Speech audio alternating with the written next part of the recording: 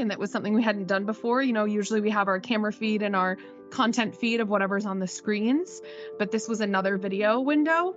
And that added just a layer of complexity to how the video loaded for people because it was another video coming through. Welcome to the Convene podcast. I'm your host, Magdalina Atanassova, digital media editor of Convene. It's a pleasure to bring you another episode from season 3 as we offer an exclusive behind-the-scenes glimpse into Convening Leaders 2024 held in sunny San Diego this January. In this episode, I sit down with Megan Culligan, the mastermind behind the design and delivery of the digital experience at the event. She provides an inside look into the vision, setup, and technology utilized, shedding light on both the smooth sailing and the dreaded technology hiccups encountered along the way. Plus, we explore a few applications of AI that emerged throughout the event. Enjoy the episode. Megan, welcome to the Convene podcast. It's a pleasure having you here. And I'm kicking things off right away with a brief introduction. So tell our listeners a bit more about yourself, a bit more about your background, and also share a bit more about your responsibilities during Convening Leaders. Yeah, absolutely. Thanks so much for having me. So my background, I've been with Pcma for just over 3 years. I started right before our all digital Convening Leaders 2021. So I feel like that was a good introduction to PCMA and CL digital experiences. I've been involved with our digital experiences at our Convening Leaders events and EduCon through those past 3 years. And this year for Convening Leaders, I was responsible for both designing the digital experience, which encompassed all of our different live streams of concurrent sessions, main stage sessions, as well as the mashup studio, which is that interstitial in between the in-person sessions when we want to give the digital audience something to stick around on the platform for. How I always describe it is we try to give the digital audience periods of meet and greet with different speakers to try and replace some of that serendipity that they may have missed in person, where you can, meet up with a speaker after a session and ask a couple more questions or dig deeper into some of their content. You could run into them, getting coffee in the district in the morning. So that really is the aim of the Mashup Studio. It's evolved every year since I've been working on it at Convening Leaders, from 22 in Vegas, where we had all-day experiences, to 23 in Columbus, where we started this kind of half-day mashup experience, which stayed into 24 in San Diego. So that was a lot of my on-site responsibility, and I worked a lot with our education team to, identify the speakers that we wanted to feature in the Mashup Studio that we thought would give the most value to the digital audience and things like that. It was great because I could also be a part of the Mashup Studio. So thank you for having me there. Yes, absolutely. That was another great feature. And, one thing why we did these half days in the Mashup Studio was both to capture the attention at its strongest of all of our digital attendees and participants from wherever they were in the world, whether that was in the US or potentially in the EMEA region. But we also then were able to reuse the space for the Convene podcast. And so that was just a creative way that we were trying to look at cost saving measures and just reusing spaces that we may have already built for the conference. And then to bring that into the digital audience who weren't going to see those podcast recordings live, we were still able to feature you and a couple specific Convene podcast interviews during the live Mashup Studio. So we infused that into the digital experience that participants actually saw, but then also on site, not quite live digital experience, but still reusing the space. Yeah. And I love the fact that you were streaming our recordings of the podcast for participants on site. So it wasn't something that, or it won't be something that our listeners would see. But then people just passing by could see it on a couple of different screens and they could just, it could perk up their interest pretty much. So that was, I think, a cool feature, just something to tease them. When we were designing the space too, we wanted to make sure we had monitors outside and by the escalators that everyone was coming down. And, we built a bit of a physical space of walls, but they were plexi so you could see through them because we did want our in-person participants as well to see what we were doing, though they weren't necessarily watching the stream, as you were saying right then. It still gave them kind of a view into what a behind the scenes, because they're all in the events and business events industry, right? They know what it is and they want to see behind the scenes. So that was the intention as well. I saw personally many people stop by the Mashup Studio and ask you questions about the setup and asking questions about how you're running the stream. Can you maybe share a bit more to our listeners as well in terms of setting this up and running this? Yeah, absolutely. We made a bit of a build of that plexiglass wall, which was to help with sound control a bit because we were in a really main foyer space right by registration and on your way to the entrance of the main stage. So we wanted to control a little bit of the sound. So we worked with our partners with Heritage to build that, the wall space, and then Encore as our AV provider. They helped us put together a lot of the AV that went into the stream and the studio itself. Actually, not the stream. We worked with Sonic Foundry on all of our live streaming, including in the Mashup Studio. So Encore did all of the AV. So they did the cameras and the microphones. And, we had monitors so that our host could see what was being presented on the stream, whether it was a tighter shot of her or a double shot of her and the guest being interviewed. So there was definitely a lot of AV that went into what might be seen as a pretty small space. And because of the fast-paced nature of the interviews, we have interviews scheduled about every 5 minutes. Some of them went a little bit longer and were 10-minute interviews, but we were in 30 to 45-minute segments, which means that we had guests come in and out constantly. So we were constantly, remiking our new guests and making sure that the AV team knew which microphone the next guest was on. The more AV that went into it, we put lower thirds on everything so that people knew in the stream that it was live from the Mashup Studio, and to give them clues on, not clues, but to tell them who the guests were that we were interviewing, because some of the guests were not, they were speakers whose sessions were not featured in the live stream. And so sometimes a digital participant may not know exactly who they are if they weren't able to see a session of theirs. So that was a lot of the setup and the AV that went into it. And then we also, I know we haven't really talked about this yet, in the Mashup Studio as well, just to give digital participants kind of a break from the constant content. Say that 3 times fast. We featured a game show live from the Mashup Studio that we started in Columbus last year, adapted it this year, called San Diego versus the World. So that was another aspect of AV. Our partners at Falcon Events were the ones that concepted the game show and the questions. And then they also came in with a lot of their own AV, because the nature of running a live game show that is being played in the studio by the participants, but also being played by anyone watching. There's a lot that goes into that to make sure the stream is real time enough and that everyone can answer the Slido at the same time.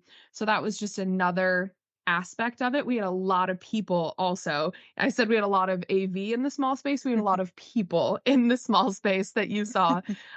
Some of them were hidden behind a curtain, but yeah. So I think that was really all of the different pieces of the Mashup Studio in terms of AV. And then the Convene podcast, of course, used the existing AV from the Mashup Studio. So a lot went into it. We should circle back to the beginning of why did PCMA decide again to do the live stream and to offer it for free to participants, to digital participants? Definitely. So that was, something that PCMA has done even before my time and pre-pandemic. The digital offerings of the live streams at our events have been free because we wanted to really just expose the event to more people. We know that we are a global organization with global members in our community, and not everyone can always travel across the globe to come to these events, but we know that we're curating valuable content and experiences that we want to be able to share with them still. So, during the pandemic is when CL21, right before I started, was our first all digital. And I think as most people did in that time as well, we were pivoting, the dreaded word, and people did charge for those experiences, right? Because Yeah. everyone needed to maintain their sources of revenue. And that lingered a little bit as we were kind of coming out of the pandemic and still trying to navigate the new normal of what a digital and hybrid experience looked like now. PCMA has been doing hybrid for over 10 years. The pandemic wasn't our first foray into it by any means, but I think it just changed, and we just looked at business models, and I think went back to the fact that we wanted to offer this to our broader global community. And there were things with the free experience that were different from in years past when it was paid. Probably one of the biggest was that the digital participants did not have access to the recordings of the session. So we really Yeah. encouraged everyone to join us live, because I really liked this comment in the chat of one of the sessions. Someone said, there has to be a difference in what is being offered with your in-person fully paid ticket, which is, I mean, we have so many different ticket prices, but sometimes over $1,000, and then what a free experience is. And I really thought that that was just a good call out of highlighting the difference. For But we sure. still, again, wanted to bring it to the audience. And something I was super excited about was that we were able to bring all of our main stage speakers. They all agreed to participate in our live stream, including the Clintons, Mayim Bialik, everyone. So that was really exciting too. Even if you weren't able to join us in person in San Diego, you were still able to hear what ended up being really a great session from all of our main stages, including the Clintons. That was just the one that I think was cited most often of surprising of how much people liked it. Yeah, and the chat was going wild during their session. I mean, during all sessions, but their session, there were a few key moments where I feel the chat just fired up.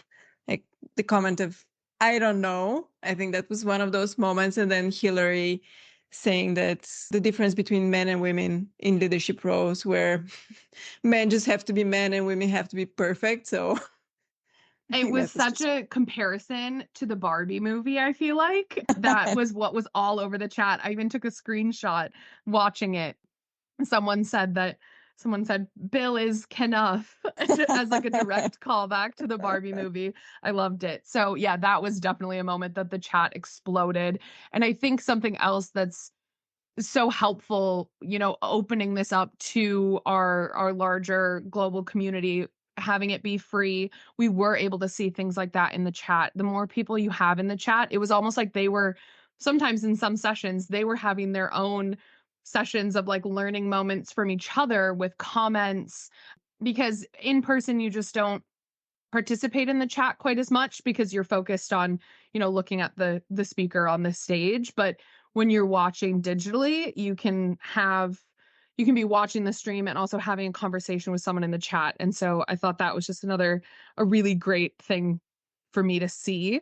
I was really encouraged by all of the comments and everyone participating really actively.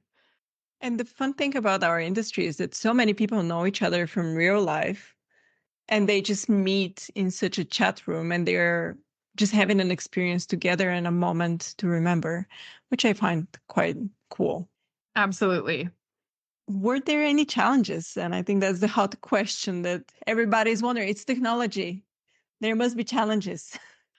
There, right, exactly your point. And there's always challenges with technology.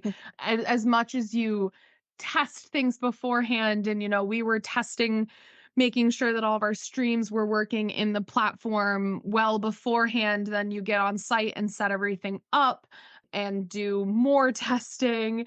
One thing that happened this year, and it just, again, I think it's just different fluky things, but I was setting up stream tests and we had weird audio and visual, they weren't synced. And so we had to spend a bit more time in those tests redoing the sync and delaying audio so it matched up with video.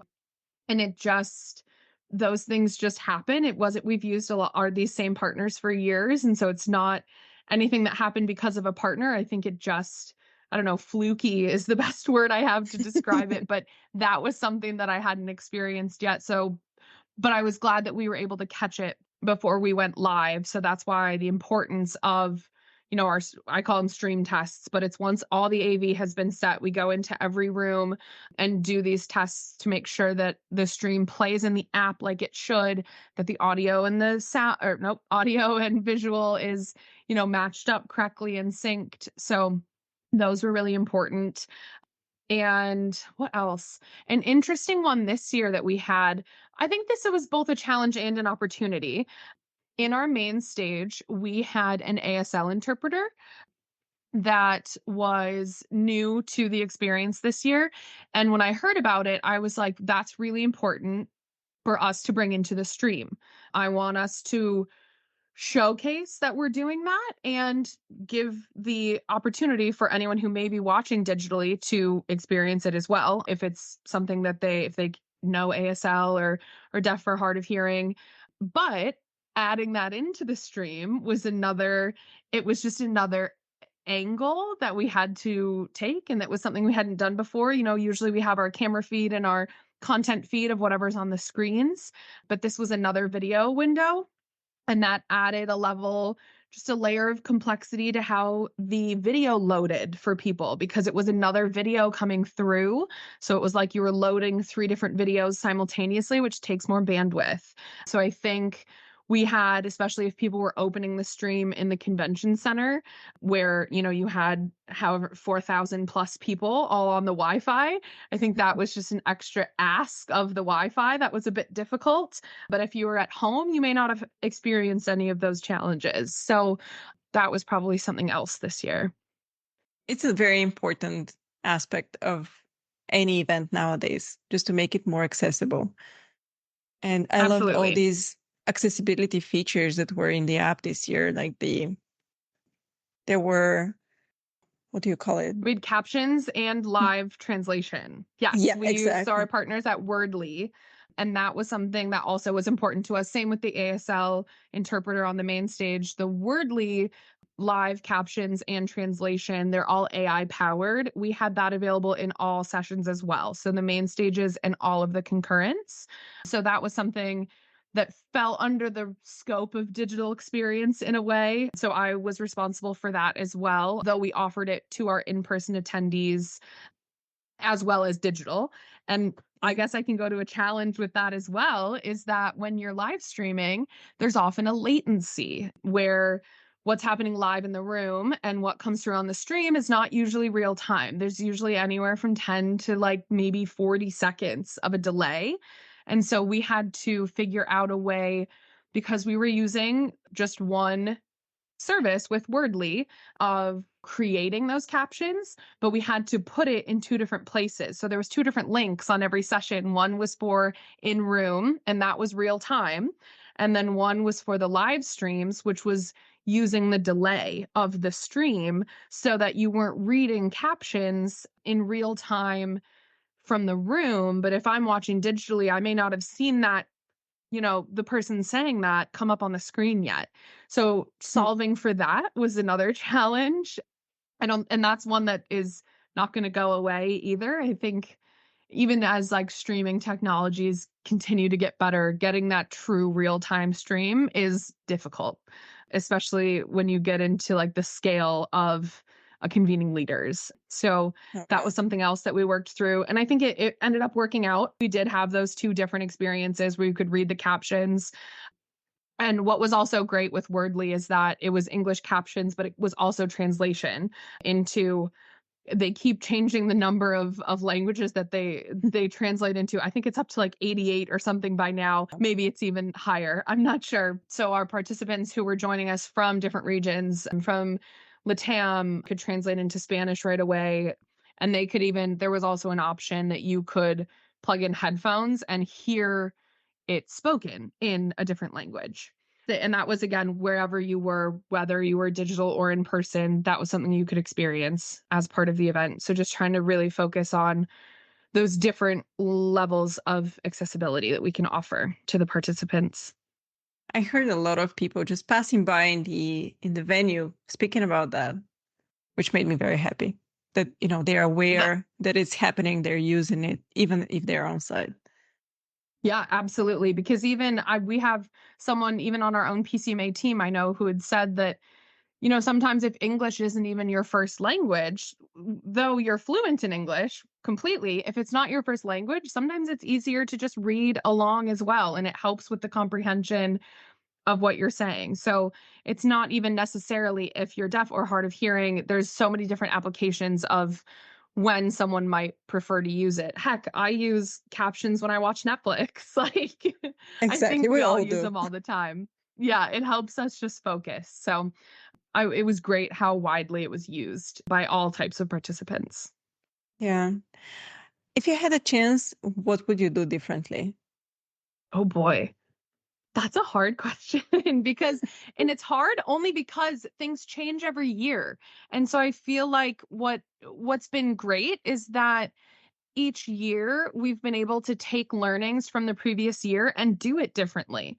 So I don't necessarily feel stuck in anything that I would want to do all that differently because I know that I can address it and the team can address it next year and continue to evolve this experience. I think one thing, this is the opposite of what you asked, but I think one thing that we don't want to change is that we want to continue to offer this experience for free. So that's something to look forward to, I think, for everyone in upcoming events. Just look to what the digital experience offering is. So I think that's something for sure that I was excited by. But what would I do differently? I don't know. I think one opportunity I'm excited about is that we are continuing to talk about how the Convene podcast can be more involved in the digital experience. So maybe that's something I wouldn't have known this year to do differently, but going into next year, that's something that I think we can continue to lean into the overlap in and just how we can capture content at the event that's reused and repurposed in meaningful ways. And I think the Convene podcast team and you and everyone, that's something that you all can help with a lot. So I'm excited about that. Again, I didn't really answer your question, but That's a good answer. I take that. I like the fact that you mentioned being free, and I can speak of, my own experience before joining PCMA. I've been watching pre-pandemic the free live stream, and then I've been on site as well. It was a good, for me back then, selling point to my employer and saying, see how good the content is. You can see it also for free for yourself and be convinced that next time maybe you can send me to that event and I can get all the benefits of being on site. exactly what you said. We share a lot of the content in the free digital experience, but that is a portion only of convening leaders. And so if we can expose a wider community and audience to that content, and then something else we try to do in spaces like the mashup or different things is show those digital participants a little bit of maybe what you're missing or just other aspects of the event that we can't reproduce digitally. Digital networking is so difficult. I think the pandemic showed all of us truly how difficult it is. And so that's something that, we're not focusing on as much because it takes, I mean, that would take a dedicated team of people to Yeah. try and produce a quality digital networking experience. So the networking of convening leaders is really focused in person. And that's a big aspect of it and different aspects of the district, our show floor, if you want to call it that.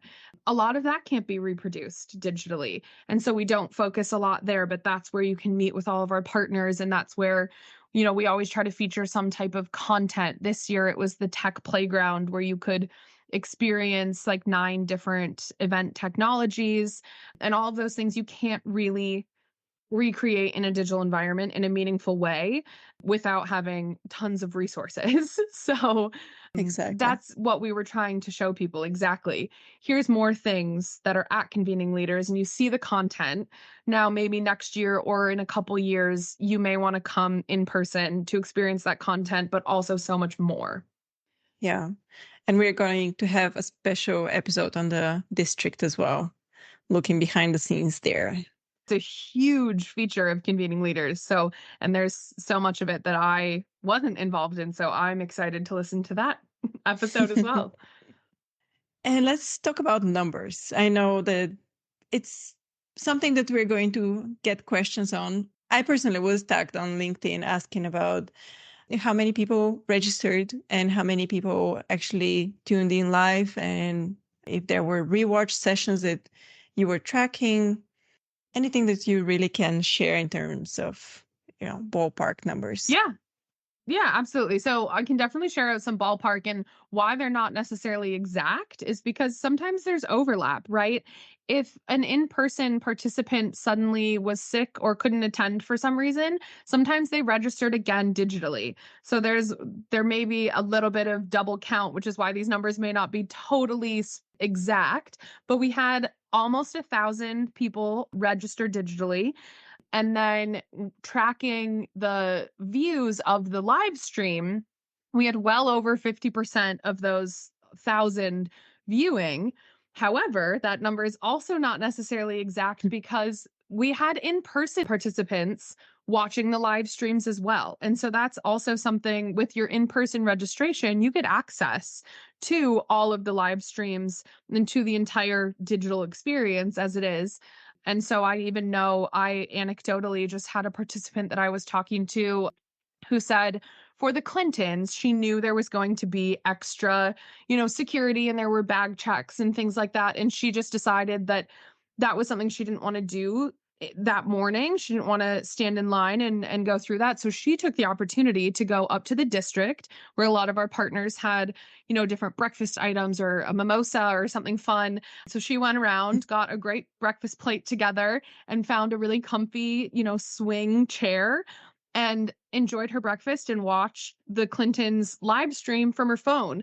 And she said that was exactly what she needed from the morning, even though she was in person with us in San Diego. So we know for a fact that there were those in-person participants watching the stream as well. So trying to get those counts is a little bit difficult, but we had well over 50% tune in to the live streams for sure. And then again, too, oftentimes, especially because we are on the West Coast, when you think about travel times, if people had to leave early morning to get back to the East Coast, they were able to watch the streams of the concurrent sessions on Wednesday morning and the main stage, whether they were packing in their hotel room or things like that. So giving that opportunity to just participate in the content from wherever you are and whatever suits you best in that moment is something that we were glad to bring to people, but it makes our numbers and data tracking a little bit difficult.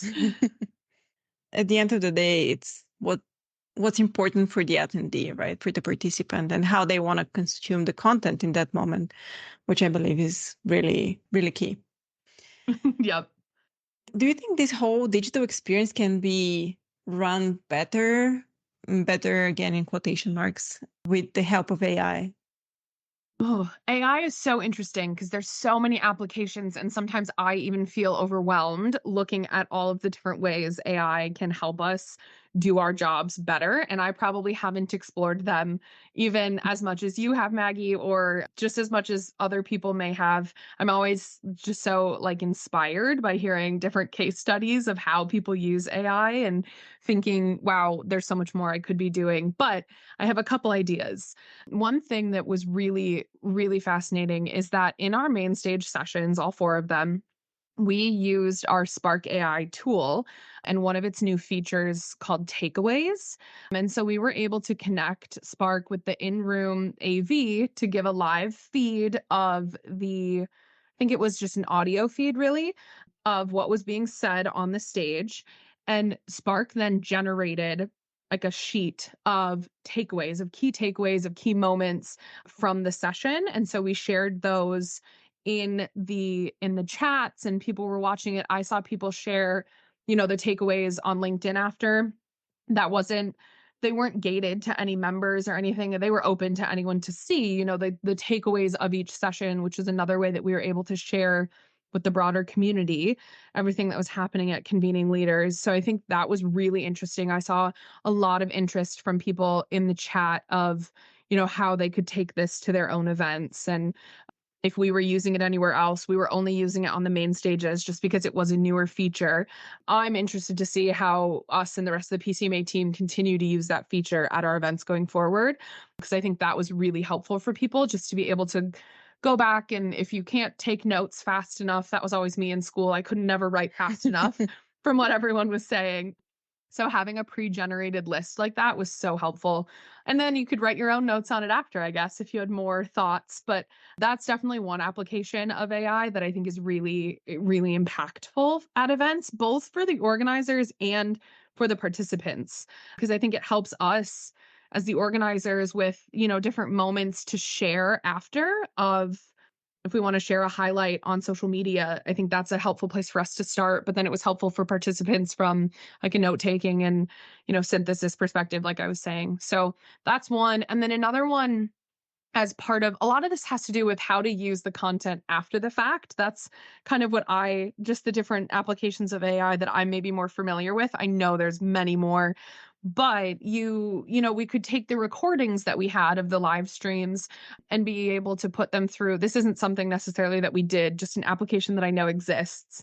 And, you can put them through different programs, and similar to the Spark takeaways, you can make like video takeaways where it takes the entire session down into like a minute and a half or 2 minutes of the highlights. And so you can kind of make a highlight reel of each session in video form, just so a different way for people to consume that content. I always prefer watching videos than reading something, even if I'm reading the captions along on the videos while it's going. So those are probably two different applications of AI of so many possibilities. I'm sure there are many, many. And as, we go into how we continue to build this experience, I think I will just the digital experience of our events in general. I think we can use AI to help us with planning the schedule. And, because we build the mashup studio or these interstitial moments in between our live stream sessions, but I think AI can help with that and just so many other things that I'm excited to explore more. And again, we have to mention all the AI that was already implemented, like Wordly and all the captions and translations, which are already happening. This is just the beginning. Absolutely, for sure. But it's the beginning, but it seems like there's been so much growth in the past couple years that it doesn't feel like the beginning. It feels like we've been in it for a while and there's been so much that we've learned, but it is truly still the beginning.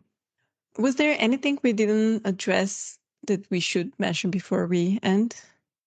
Of the digital experience. I mean, I think we covered so much of it, right? It was really content focused. The biggest change this year is how it was a free experience. But then we also, wanted to bring the mashup studio. We talked about the trivia game, which I think was a nice brain break for those that wanted to play. So just that we continue to think of ways, to make it better and just to bring different types of experience, like those trivia games or things like that to the audience. But I really think we covered a lot, and I think we've covered all my greatest hits, the Convening Leaders 2024 digital experience. Well, thank you so much for taking the time and giving all these tips, which I'm sure our audience will appreciate. So thank you, Megan. Yeah, absolutely. Thanks so much for having me. Remember to subscribe to the Convene podcast on your favorite listening platform to stay updated with our latest episodes. For further industry insights, head over to pcma.org/convene. Until next time.